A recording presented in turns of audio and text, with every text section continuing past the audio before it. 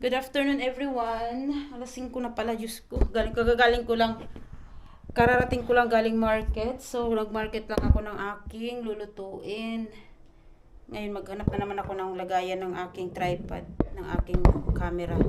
So, diyan ko siya ilalagay. So, ito yung aking minarket. Ayan o. So, bumili ako ng, bago magsimula, sa lahat ng bagay-bagay. Ito binili ko. Biscuit to ng ng binan ko. So, dalawang binili ko nito. Yan. Kasi minsan, sa paggising niya kasi sa umaga, bago siya, alam yun, bago siya uminom, sobrang aga, walang nagluto pa, wala siyang makain. So, yan, kinakain niya bago siya uminom ng gamot. So, bumili na rin ako ng gatas. Ayan. So, lahat-lahat ito.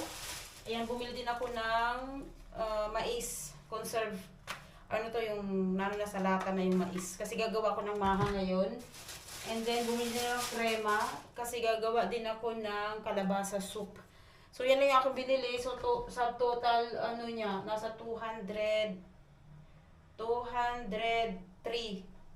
Turkish lira. Diba? Yan lang yung binili ko.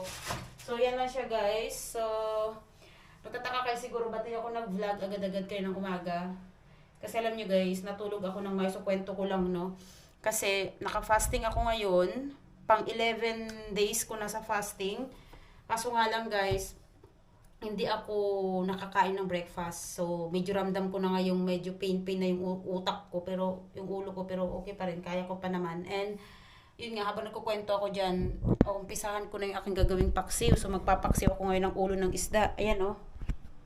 Yan, diba? So, yan yung ating lulutuin ngayon. So, habang ako yung naglilinis sa aking ulo ng isda,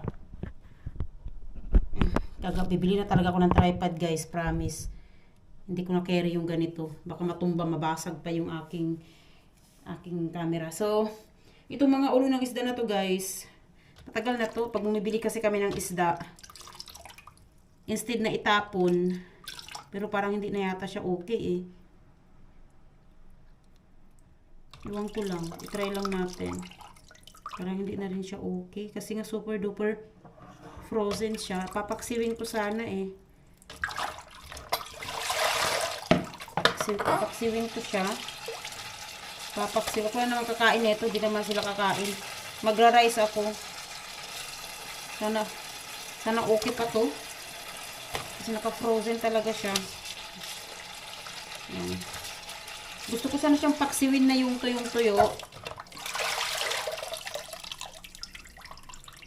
So anyway, tuloy ko yung kwento ko. So kaya ng umaga kasi, guys, always naman kasi pag nagpa-fasting ako, gumigising ako ng 4:30. Kaso nga lang, sa araw na to, wait lang ha. Saan ko ba lulutuin yan? Wala akong maliit na paglutuan.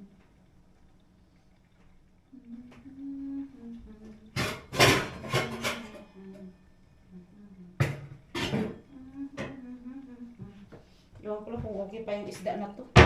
So, yun na nga. Haba na ng vlog ko. Ulit. So, ayan. Dito tayo, guys. Ayan, para mas maliwanag. Huwag ka naman matumba, ha. So, ayan. So, nagising ako sa aking alarm this morning ng 4:30. 4:45 pa nga ginawa ko kasi ang ang breakfast naman or yung sahur is super, wala pala akong luya. Paano na yan? Hindi kita maluluto.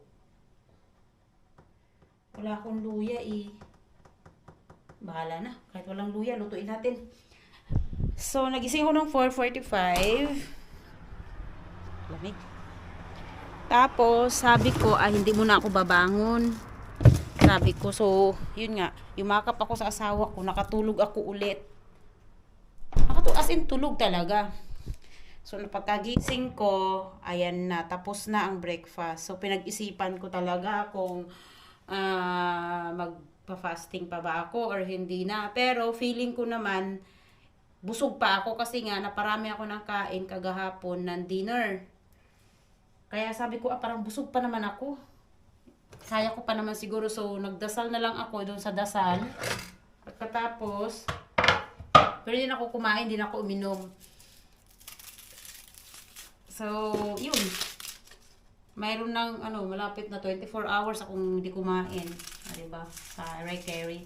Pero feeling ko hindi pa naman ako gutom ngayon, guys. Yung nga lang, napifeel ko sa, medyo napipain konti yung ulo ko. Parang, kaso nga, yun nga, natulog ako kanina. Nakatulog naman na ako. So, I think, carry naman. Kasi kunting oras na lang, oh. So, magluto na ako. Luto tayo ng paksi. Pagkatapos nito, magluto ako ng rice. And then, magluto ako ng maha. Diba? Pag gutom, marami talagang naiisip. Wala akong luya. Paano ba yan?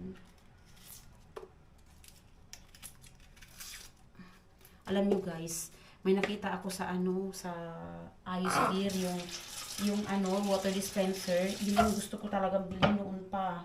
Promise, matagal na ako sa Inglaterra kasi akong prag. Nakita ko dun sa amo ko. Gusto ko talaga yun, promise. Mahilig talaga ako sa gamit sa bahay. Titignan ko sa internet kung meron yung ganun. Baka mas mura pag sa internet. Siya, kompleto na siya. May pang cold, hot, and yung normal, di ba? Tapos pang ibabaw siya para dito sa akin mga yan, pwede, di ba? So lang muna ako guys, magluto.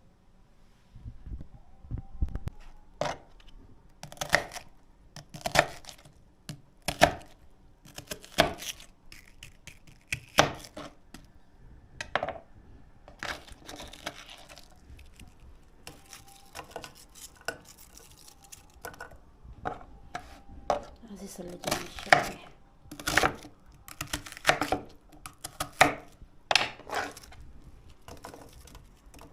lang ng luya.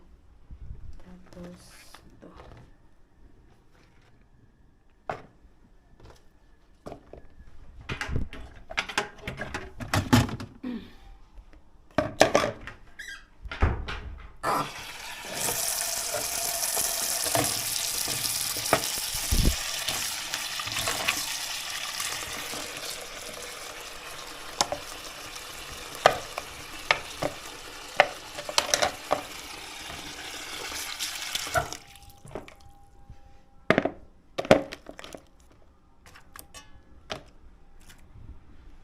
Sarap na to pag may gata, no? Wala akong gata eh.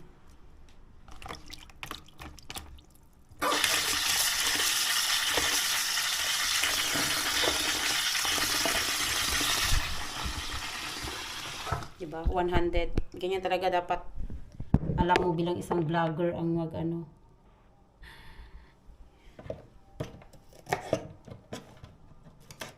sana hindi siya matumba. Sabi ko nga, bili na ako ng bili na ako ng tripod. So, yan. Tapos, talong! So, yun lang naman yung aking lulutuin. And, alam nyo guys, proud na proud ako sa self ko kasi nagawa ko mag-fasting ng ganun katagal. From, anong oras ako last kumain? From 9. Pero feeling ko talaga, hindi pa talaga ako gutom. Promise. Hindi sa meron talaga yung time na mararamdaman mo siya, pero hindi talaga siya yung talagang, alam mo yun. Hindi kagaya nung pag kumakain ka, gutom ka talaga, maghanap ka, pero ngayon talaga hindi. I'm proud of it. Proud ako sa self ko. So yan guys, nasalang ko na siya. Ayan na yung ating paksi. Diyan ko siya nilagay.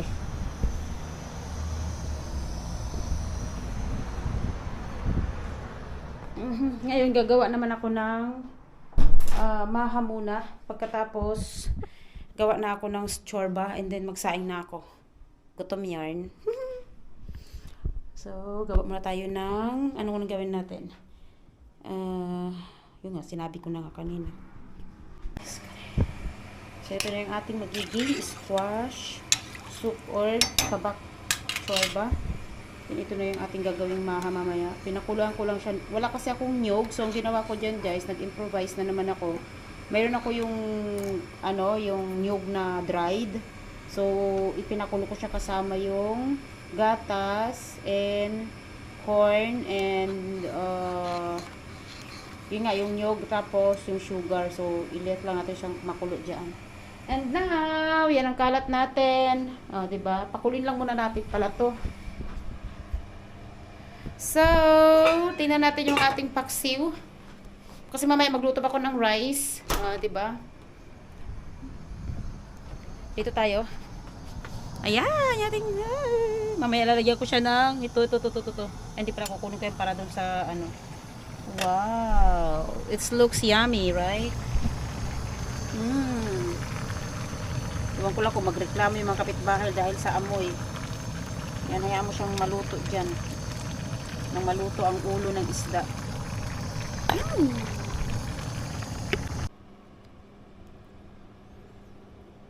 Maha Blanca.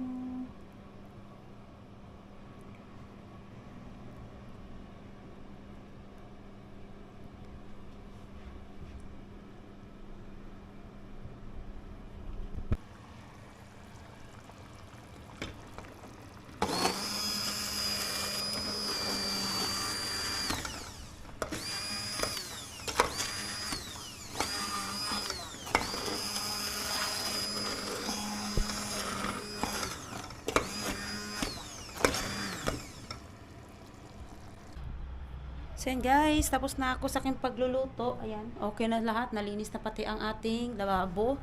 Ngayon kukuha tayo ng maidonos or yung corianders ba to tawag dito?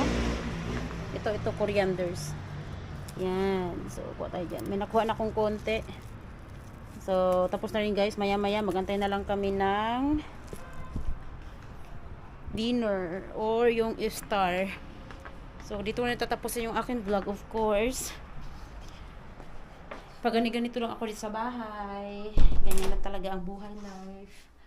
So, anyway, lilinisin ko na lang to, tatadtarin, and then mag-prepare na ako ng aming here. Tsaka, tawag na ito.